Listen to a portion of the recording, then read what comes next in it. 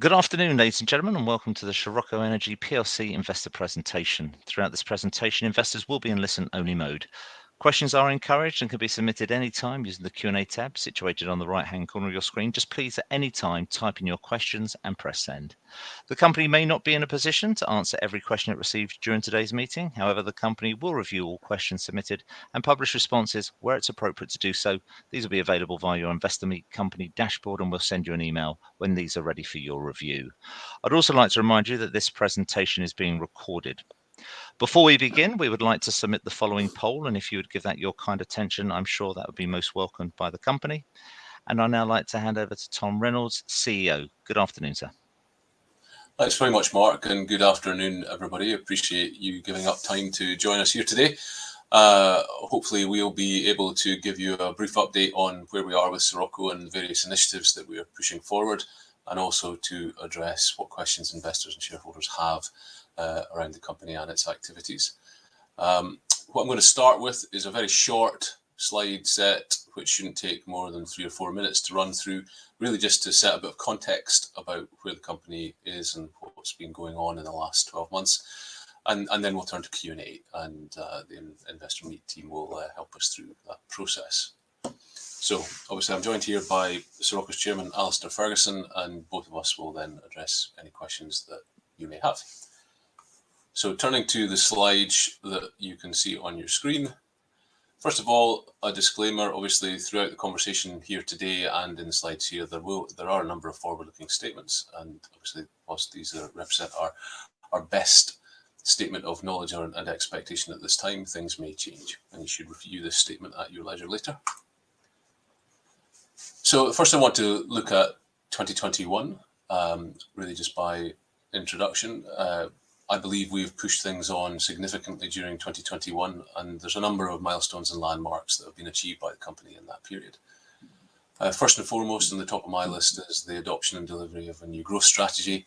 We started the process there by investing in our first platform company within sustainable energy, which is EAG, and supported EAG to complete its first acquisition in the space, which was the acquisition of Greenland Generation Limited, a 0.5 megawatt AD plant in Northern Ireland. We also monetised the majority of Helium One shares at a significant premium to the prevailing price at the moment, which provided meaningful cash resources to the company to continue with its activities. We've also seen positive operational developments at Rovuma. I'll talk about more of those in a moment. And we also strengthened the board composition to broaden skill sets and independence with the recruitment of Muir Miller, who has a long career in sustainable energy and sustainable energy project management. Throughout the year, we've maintained a strict focus on cost discipline. That's been manifested as low G&A, success-based remuneration, including taking shares in lieu of salary, and an outsource model that allows us to manage our costs in a much more sustainable way. I'm sure we'll talk about that more as we get into the Q&A. And in terms of where we're moving to, I believe that the current risk profile increases the broader appeal to a wider investor and shareholder base. Again, we'll talk about that in a moment in more detail, and it validates SCIROCCO's stated growth strategy in the sustainable energy space. Moving on to the next slide.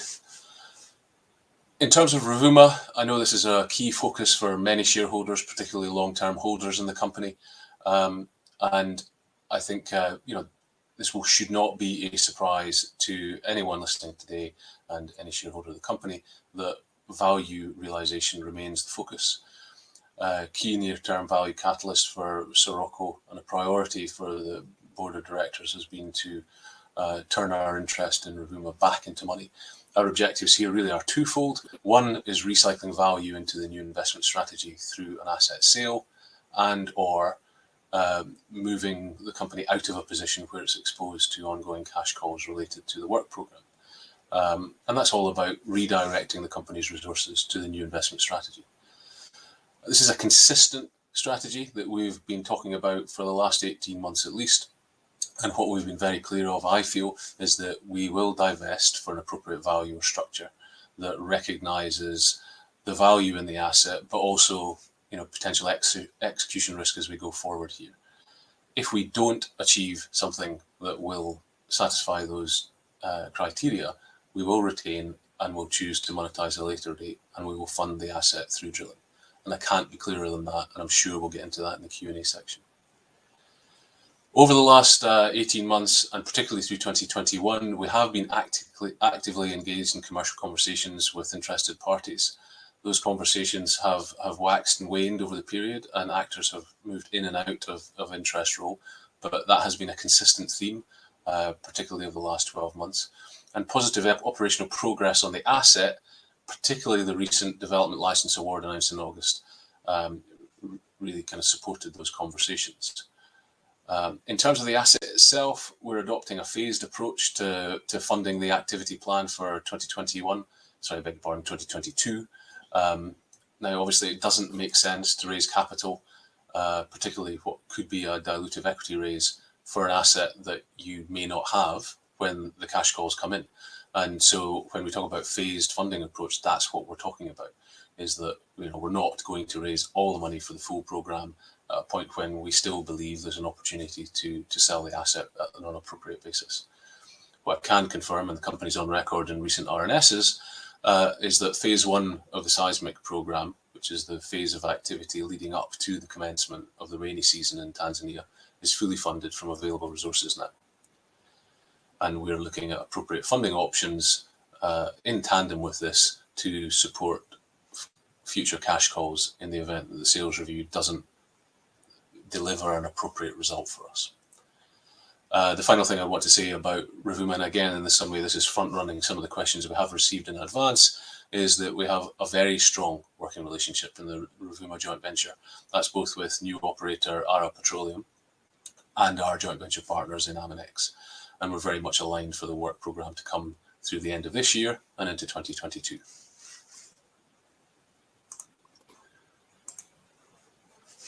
In terms of the outlook, really just looking forward into 2022, I expect this to be a really exciting and pivotal year for SCIROCCO.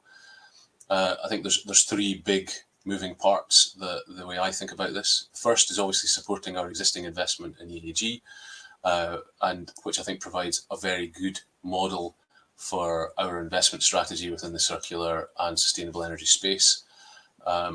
And we've got an established template there for future transactions, which I believe can deliver real economies of scale and long-term shareholder value. Now, I think one of the things that we'll touch on in a moment, once we get to the Q&A, but I'll mention now, is that the nature of these investments, they are, on a risk-adjusted basis, very attractive in my view, and less volatile than other historic investments the company has made, particularly in natural resources, exploration and appraisal. So I think this is really how we're taking the company forward, investing in cash generative assets that can be optimized and improved, and then recycling that cash so we buy other assets. We're in the process of actively screening other strategically complementary assets within EAG, and we're working with the EAG team on that. And we're also looking at other parallel investment opportunities within sustainable energy. So that's one big theme. And the second one is obviously about Rovuma. We are engaged in conversations about the full or partial divestment of this, and all options are on the table there. But the backstop is to progress through the asset until drilling, and that is expected to be an exciting value catalyst for the company next year. Final thing I'd say before I go on to a summary really is that the board of directors are wholly aligned. The majority are shareholders and focused on near-term and long-term value creation in the company. And really just in closing, I just remind shareholders of this picture, which we've used in a couple of presentations now, and really as a precursor for the discussion we're about to enter into, is I think this summarizes our new investment strategy very well, where we seek to establish a joint venture platform with a team with high degree of domain knowledge, where there's an attractive, broad market with positive, supportive criteria. Then look to acquire assets that are cash generative in that space and optimize them. Seek to identify technology levers where we can support further growth and further value development, and then recycle that cash flow either within the platform or to parallel investment streams. And obviously with the announcement the company made this morning regarding the hookup with technology provider SEM, I think we've put a big tick in the box against identify technology levers. And I'm sure as we get into the questions, we'll have an opportunity to talk about that more. But I believe that's a really excellent example of how we can work with technology which is technically proven and deploy it on our asset base along with EAG to radically improve the returns of those assets. So with that, I'll pause. That's the end of the introduction, and I'll pass back to Mark. That's great, Tom. Thank you, and Alistair, for updating investors this afternoon. Ladies and gentlemen, please do continue to submit your questions using the Q&A tab on the right-hand corner of your screen. Just type in your question at any point and press send. But just wanted to company take a few moments to review the investor questions submitted. I'd like to remind you the recording of this presentation, along with a copy of the slides and the published Q&A, will be available via your Investor Meet company dashboard. I'd also like to remind you that your feedback is important to the company, and immediately after this presentation's ended, we'll send you for the opportunity for you to provide feedback in order that the company can better understand your views and expectations. Tom, if I may, I know you received a number of questions ahead of today's meeting. If I could hand back to you, if I may, just for you to read out any questions and give a response where it's appropriate to do so, and then I'll pick up from you at the end. Perfect. Thanks, Mark. Yes, we did receive questions that were sent in by investors and shareholders prior to the call, and there are a number of common themes and a degree of overlap. And obviously, given the amount of time we've got available today, what I think we'll do is we'll address a number of the questions on a thematic basis where there's obvious overlap, and then we'll hand back to Mark to take us through any questions that come in through the portal today. If at any stage you feel that we haven't fully addressed the questions that have been submitted beforehand, please put something in the chat and we'll pick it up and we will try it and address it on a if time allows. Okay, so I think the first big thematic is around Rovuma funding. We've had a number of questions on that theme, and if I just touch on some of those questions and then I'll perhaps try and address a few of them in one go. One question is the budget for Rovuma works for 2022 are estimated to be $6.25 million for SCIROCCO's 25% share. What steps have the board taken to secure these funds, or are we relying on a placing to fund this? A similar question that really runs with that. If the company is unable to offload the Tanzanian asset, how do we expect to fund the drill? And at what point will we need to fund both the 3D seismic activity and the Chikumbi-1 well drilling process? So really just taking all of those and trying to address them in one go here. So I think the first thing, in terms of general funding, we are obviously working parallel options all the time to identify ways to fund the program. And as I said in the introduction, our primary objective is to identify a route where we can exit the asset and recycle value to our stated new investment philosophy, and remove the exposure to the cash calls, and removing the $6.25 million exposure that the questioner mentions here. We're progressing a number of potential financing discussions in parallel, and that includes sale of the assets outright, a partnership on a farm out arrangement where someone steps into our shoes for capital funding, or raising capital from investors, not necessarily just through an investment in SCIROCCO by issuing shares. So I think that's the broad spectrum of ways we can raise money, and we're looking at all of those options in parallel at the moment. At what point do we need to fund the assets? What I would say is that, as disclosed in the recent seismic update, we're adopting a phased approach, and the nature of the program allows us to do that. And it's obvious that we don't need to raise all of that capital if we actually expect to sell the asset within that timeline and not be exposed to those cash calls. There are a number of ways that could manifest. So it doesn't make sense to raise all the capital now. So by adopting a phased approach, the first phase of seismic is fully funded from existing company resources. And just to be absolutely clear, the first phase of seismic is the set of activity that runs between now and the onset of the rainy season, at which point operations will basically break for a period of as much as 3 months until the rainy season ends in Tanzania. So hopefully, I think that covers most of those questions on a thematic base. I guess the one point that comes through behind those questions is around equity raising and the potential dilutory effect of that. And one of the points I'd like to make very clear is that that is one option for financing, and hopefully you get a sense from these questions or from these answers that that is one option of a number that we are considering. And we obviously prioritise other options ahead of what would be otherwise a very dilutive raise. If we come to investors seeking to raise capital through the issuance of shares, the test that the board of the directors applies consistently is, does this take the company forward and represent a value growth position, so that if individual investors have a smaller share of the company, the value of that shareholding is larger, and that's the test we consistently apply. Okay, so moving on to the next kind of set of questions that were on a theme that was around the Rovuma sale. We've obviously touched on that a little bit at the moment. And questions there include, questions around our joint venture partners. Do the board think that Arab Petroleum are playing a waiting game with SCIROCCO and hoping that we'll be unable to meet our contractual commitments? And also questions about the quality of the working relationships with our partners, Aminex, noting that in the past there's perhaps been a gap in communication channels.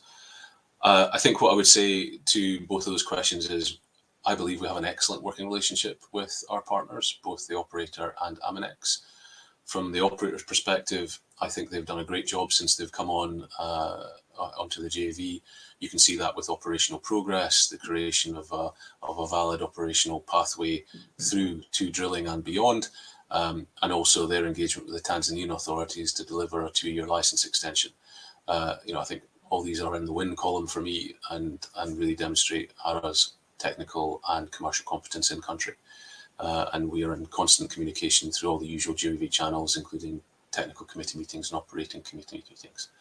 In terms of Aminex, we've got a very good relationship with those guys. We keep in touch with them regularly, with the team at Aminex. And I think the evidence I would provide for that is that if you look at the Aminex releases and the SCIROCCO releases that have been put out over the last few months relating to the operational program, you can see there's clearly a high degree of coordination, so that we are presenting a consistent and united message to the market about the asset and its progress. And that wouldn't be possible if we didn't have a good day-to-day working relationship with them. So I wanted to assure people that we're very well engaged and very well connected with our joint venture partners. I think it's important to say, Tom, as well, that because Doug Rycroft, our CEO, is one of few people who've got a lot of experience, operating experience of working in Tanzania and dealing with the Tanzanian authorities. Doug he's got a lot to offer in terms of expertise and understanding in his discussions with ARA and Aminex, and they listen to his point of view and his influence. He does have influence, in terms of how they think about the asset. So I think most of the shareholders are aware of that already, but it's important just to emphasise. Yeah, it's a good point, Alistair, and Doug adds a great deal to our Tanzanian insights and also relationships with the asset, the partnership, and wider in-country resources. The next cluster of questions ask about the sale process specifically.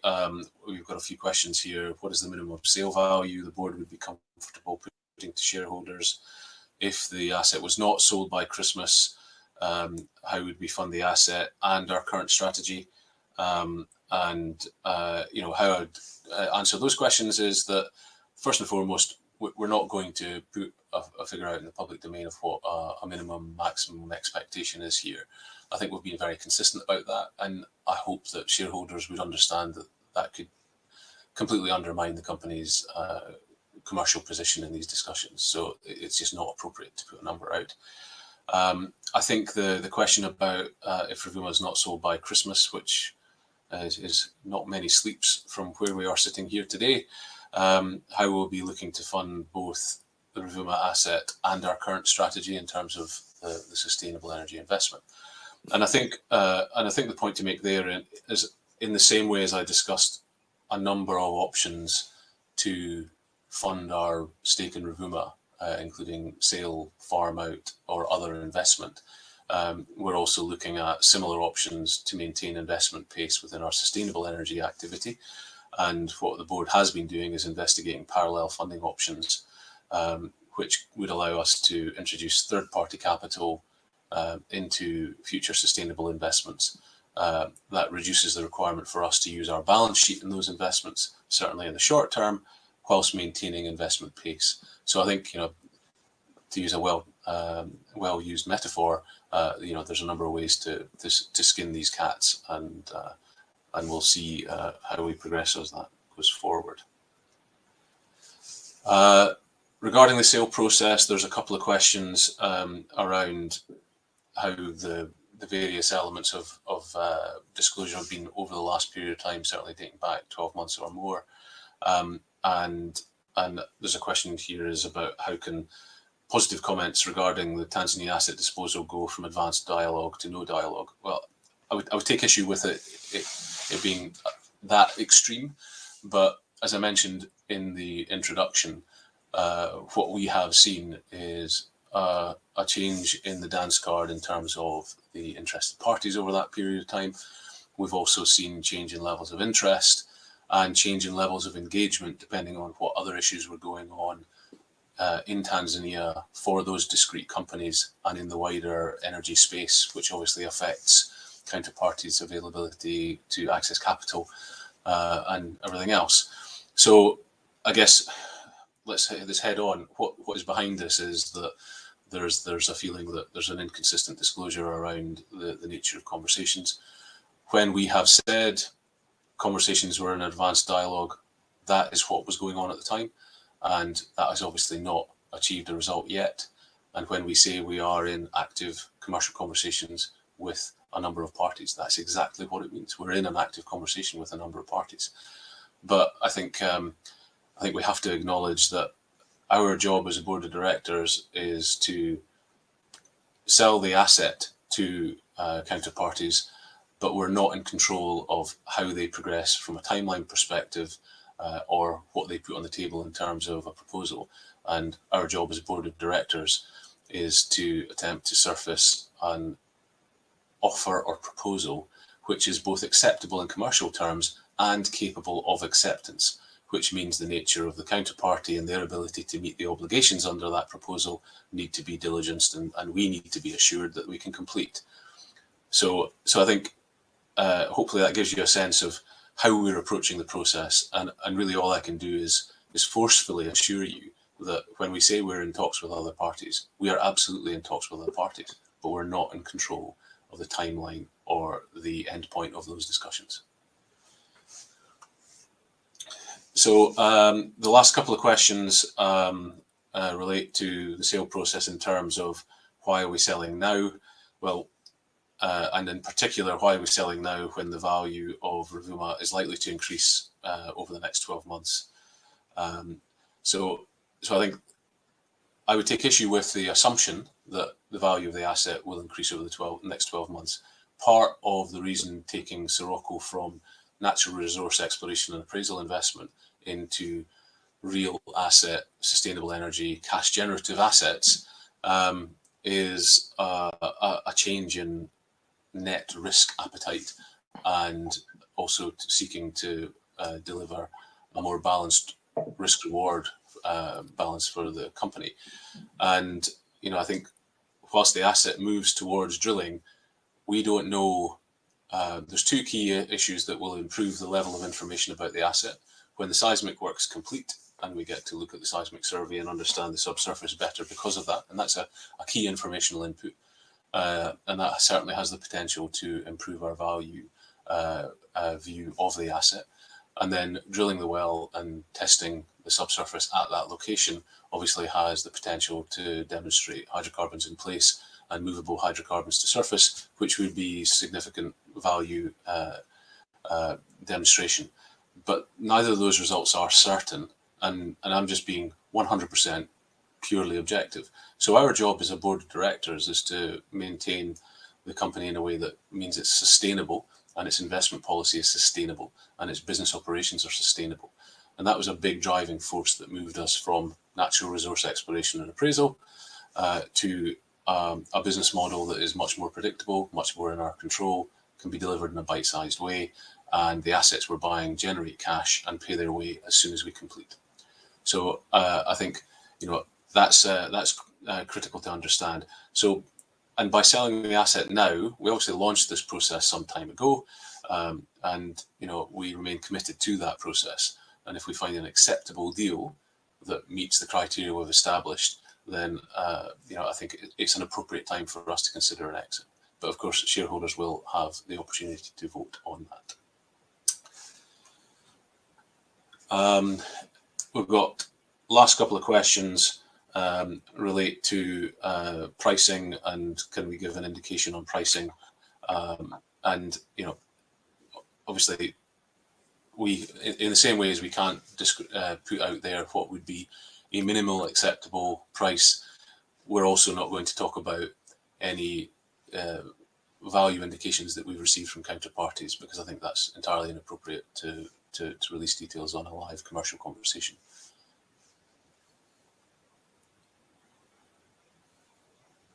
Okay,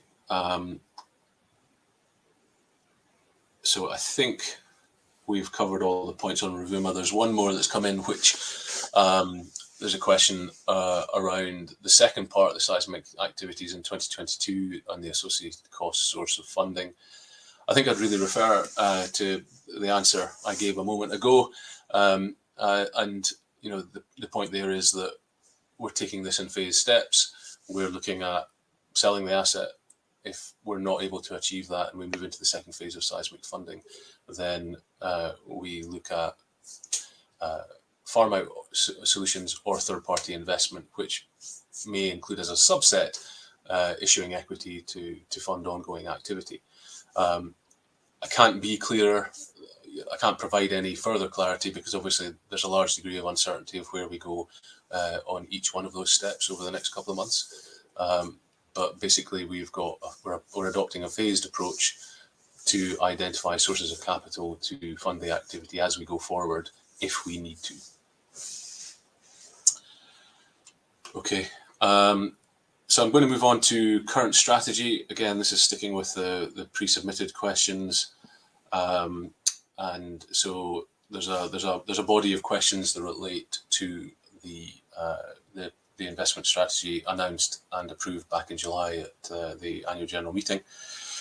The first one there is, why is your current energy circular and vector strategy better for shareholders? And I assume that means than investment in Tanzania, when the return on investment is much smaller. So I think I've touched on this a couple of times, but it's definitely worth spending a little bit of time on here so people are clear about what we're trying to achieve. One of the fundamental drivers here is moving to a more controllable, deliverable strategy.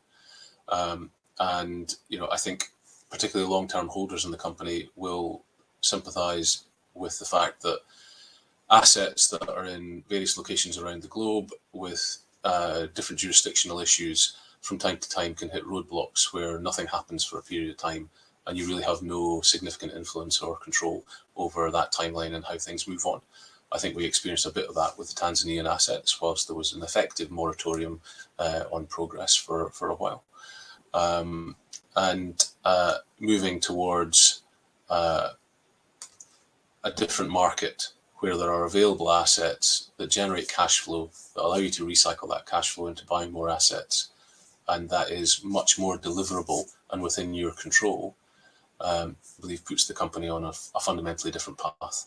It's also in sustainable energy and circular economy assets, which also fills in the other side of the equation, which is where do you access the capital? And based on our engagement with public market investors and institutions, the ESG movement in particular has meant that there is a shortage of investments which satisfy that sort of type, and where we're targeting our investment activity would support that new investment source coming in. So I think fundamentally this is a little bit like the tortoise and the hare. Yes, a successful well on Chikumbi 1 in Tanzania could prove up a very significant gas asset that in due course could become a very significant gas producing asset in Tanzania with significant value. But there's a number of uncertainties in the way. There's a certain period of time in the way where we'll be hurrying up to wait. And there's a fairly significant amount of capital that would need to be mobilized into that process to maintain our share.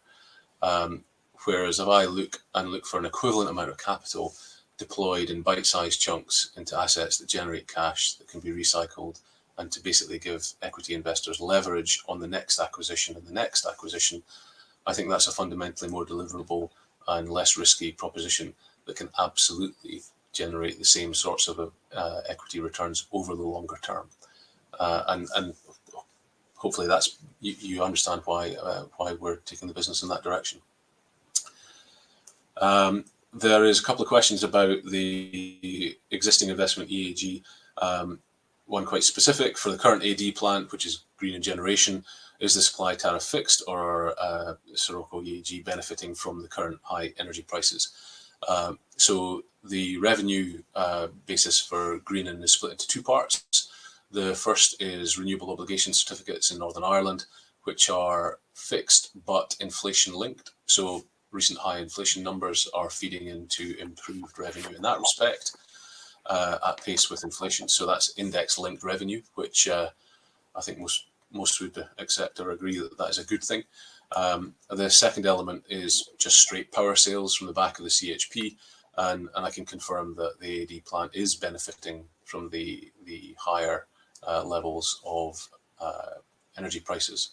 And what I can say just very briefly as a data point, for the month of October, which is basically the first full month that we've got full data on since taking ownership, on a like-for-like basis, power sales generated £14,140 in October 2020, and this year, 2021 October, the equivalent price is closer to £40,000. So I think hopefully people can see that there is we're definitely benefiting from those higher energy prices. Associated with that, an information flow, when can we expect a performance update on the current investment? So I think I've said in a couple of conversations that we were planning to step into a quarterly update on the company's assets, which I think is appropriate and gives people a regular view on how things are going. And that will provide sort of key metrics and key performance issues. Given we only produced we completed the asset acquisition in late September, I thought it would be better to have a full quarter to be able to talk about. So I would expect to be making that update early in 2022, looking at Q4 2021. There's a question around, assuming a sale for Rovuma is completed, what timescales can we expect before the talked about EBITDA targets can be delivered from the projects? So I think unfortunately some of the answers to these questions are forward-looking and will have a high degree of it depends. But assuming a sale of Rovuma is completed and we are able to recycle value back into the company to pursue additional investments, what I can say is that the EAG team are currently screening a number of acquisitions in the AD space, so we can have effectively Greenland 2, 3, and 4 through the course of 2022 into 2023. And I think with the announcement of the technology hookup this morning with SEM, we would absolutely be pursuing the follow-on and bolt-on investment of that digestate management technology with SEM's HOPE system to upgrade the revenue and profitability of each of those AD sites. So I think a reasonable pace, subject to sale of Rovuma and access to capital, would be to add, at least 2 to 3 additional AD sites through the course of 2022, perhaps not completed, but certainly engaged and contracted. With the addition of the digestate management piece, I think there's a large step up in profitability and cash generation that comes with that. There's a couple of specific questions around the JV arrangement with EAG. One specific question here, will EAG partners be funding 50% of any further acquisitions? The short answer is no. The investment structure is very much like you would see with a private equity investor investing in a private company, which is EAG, where the investor does the heavy lifting from a capital perspective, but there are certain safeguards and hurdles that need to be satisfied in terms of returns to SCIROCCO before the EAG partners participate in any economic distribution. And that's summarised in a lot of detail in some of the historic disclosures we made earlier this year.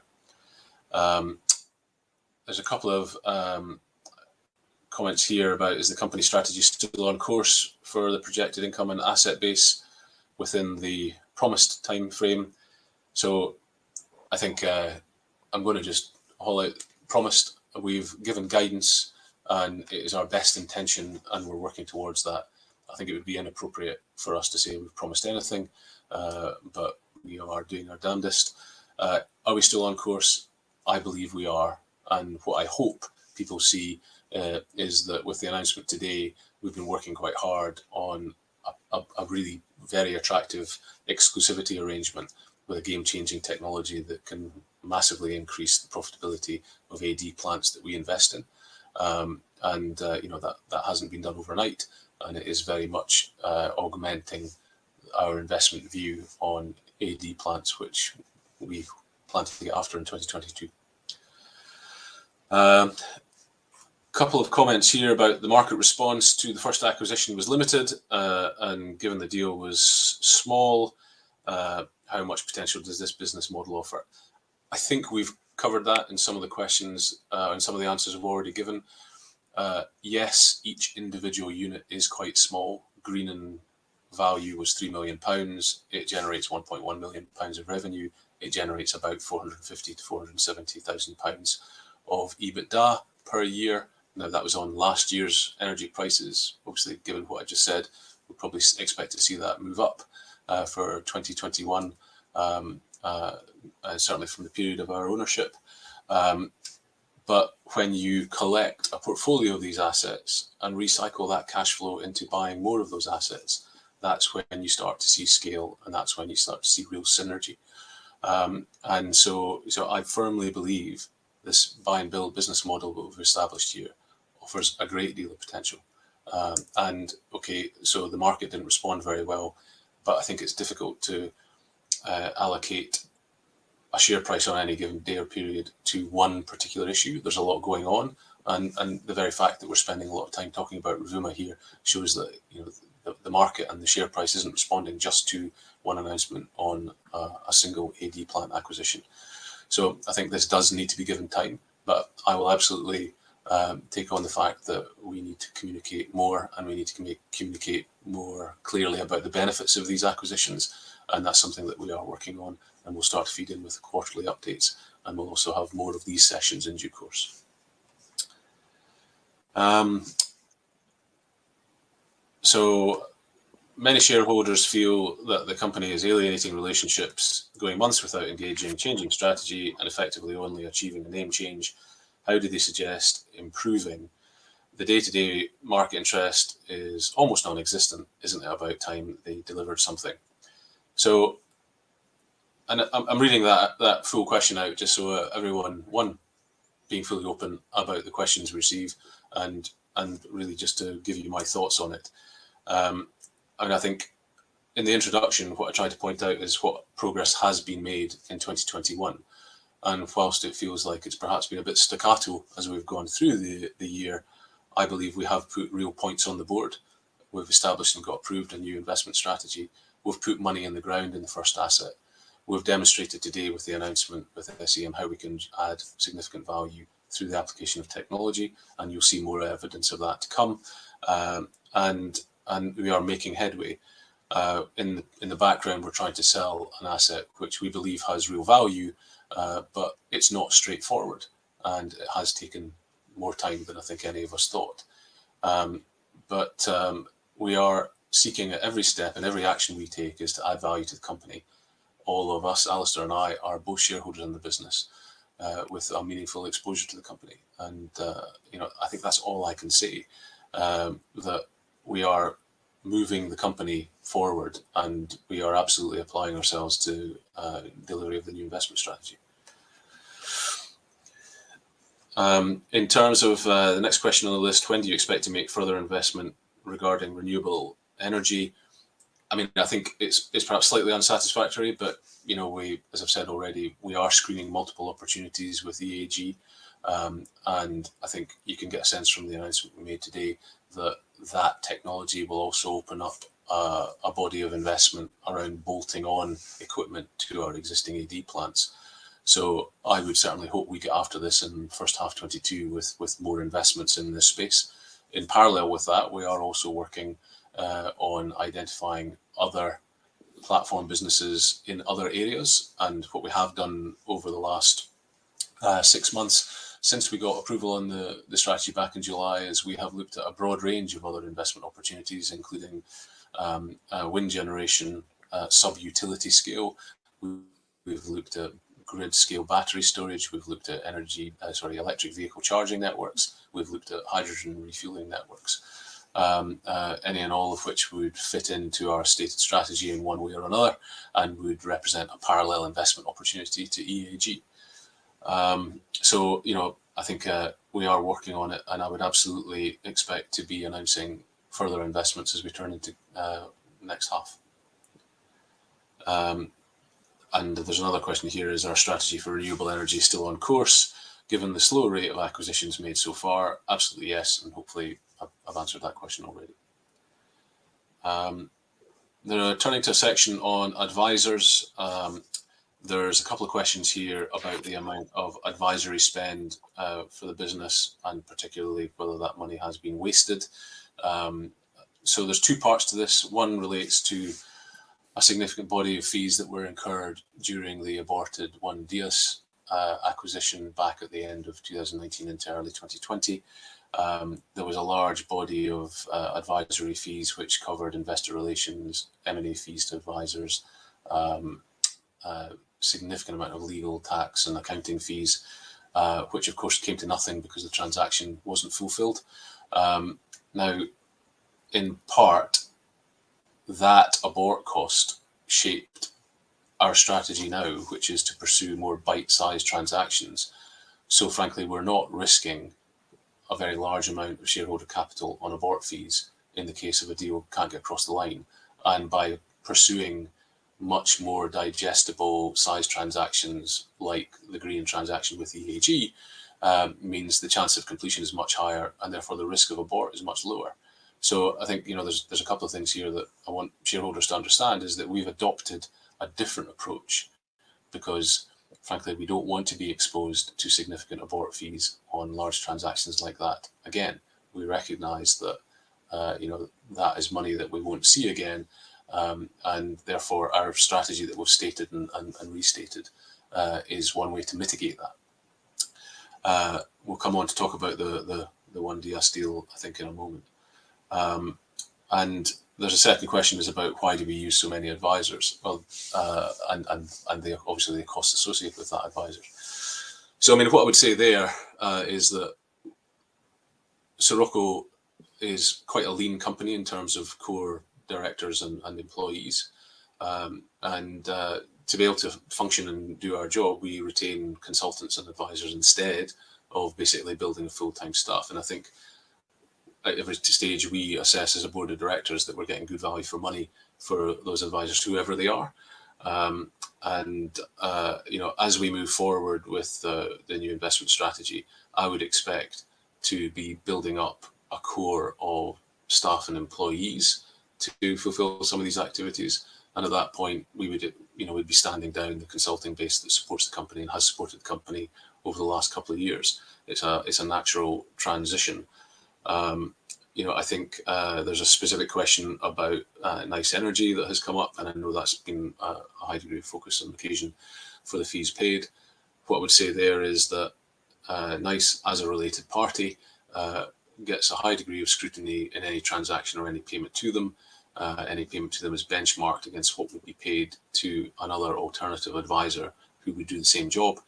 Caveated by the point I just made that we use advisors, so we'd be paying one advisor or another, and we get ongoing, what I believe to be necessary services from Nice Energy on a regular basis, including asset management for Tanzania, which actually links to Alistair's comment earlier about Doug Rycroft, general corporate support on the day-to-day operation of the company as a listed business, and also business development, screening for new investment opportunities in sustainable energy. So hopefully that lets you understand that these are necessary services and necessary engagements, which if it wasn't Nice, it would be someone else, and these costs are benchmarked against what others would cost. So that finishes the section on advisors, and then we've got a few miscellaneous questions that I'll pick up here. So the first one is the 1DS deal. In hindsight, are the board willing to admit that pulling the plug on the 1DS deal, therefore costing money in admin fees that we cannot afford to waste, was premature? So I wholeheartedly reject that question. I think the key point to make here is that we entered into the 1DS deal with full expectation of completing the deal under a particular financial structure, which involved raising capital through a debt issuance and also issuing equity. The deal was predicated on a certain forward curve of gas prices in Europe, which at the point of signature and the run-up to signature were around the range of about 18 euros per megawatt hour for gas prices. As we shortly after we signed the deal, that gas price dropped significantly. I think to almost half at one point. It was certainly down just north of 10 or 11 euros per megawatt hour. Now, what happens under those circumstances, because you have not been able to hedge gas production because you don't own it, you are basically seeking to attract a debt structure that was predicated on a higher level of gas price. With a lower level of gas price, the debt calculation doesn't work for the debt provider, so they then become less willing to advance that debt. So your debt capacity goes down, or possibly is removed altogether. That then puts pressure on equity to fill the gap, which therefore removes the beneficial aspect of debt, which provides leverage to equity, and means that equity returns would be reduced in that capital structure.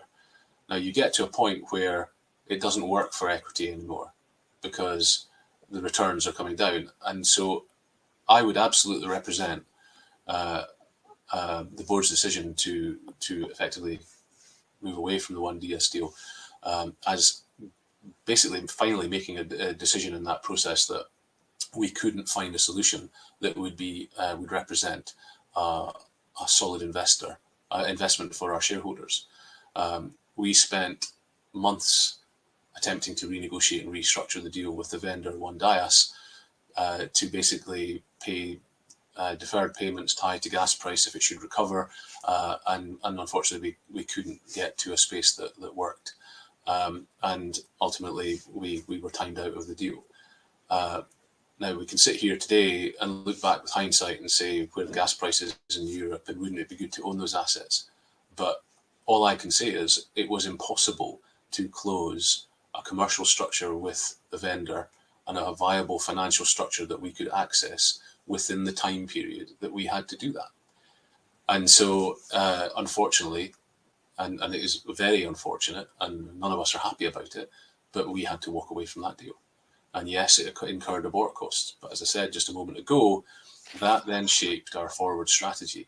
And we have evolved the strategy into one where we pursue smaller bite-sized deals that are more likely to be delivered and are much safer and are therefore much less likely to expose the company to abort costs in the future. So it's a more efficient way to grow the business, although it may not be as quick over time. I think we will get there. So last couple of questions here that are on my pre-submitted list, and then looking at the time, we'll turn to the Q&A that have been submitted here.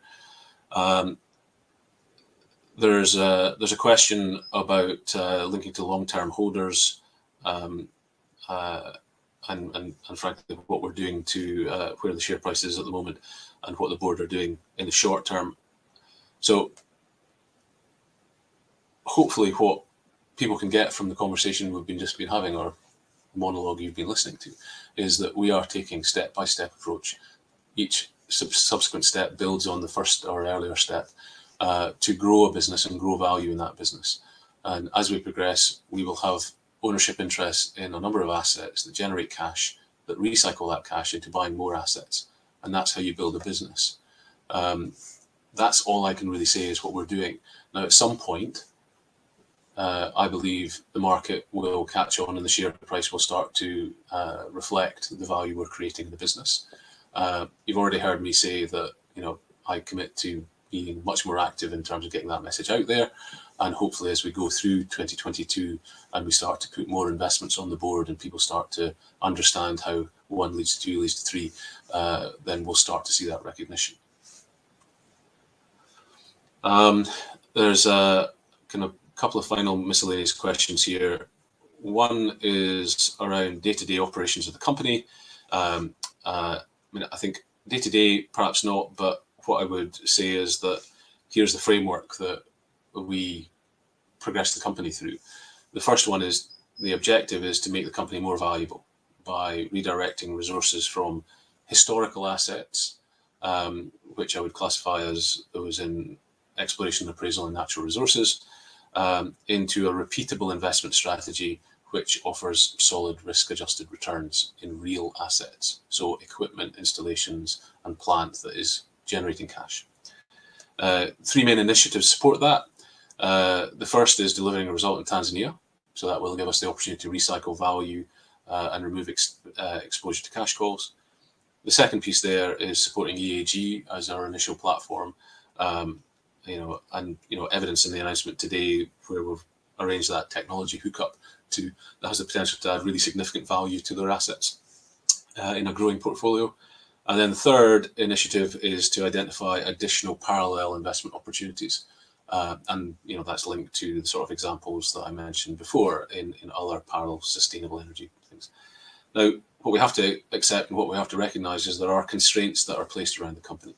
And really kind of tied respectively to those 3 initiatives I just talked to, we're not in control of the proposals we receive for Tanzania to the extent the value implied by those and to what extent they are capable of acceptance, i.e.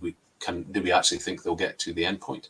And so on that basis, we have to work within those constraints that we've got and have contingency plans, which I've described today around phase funding activity.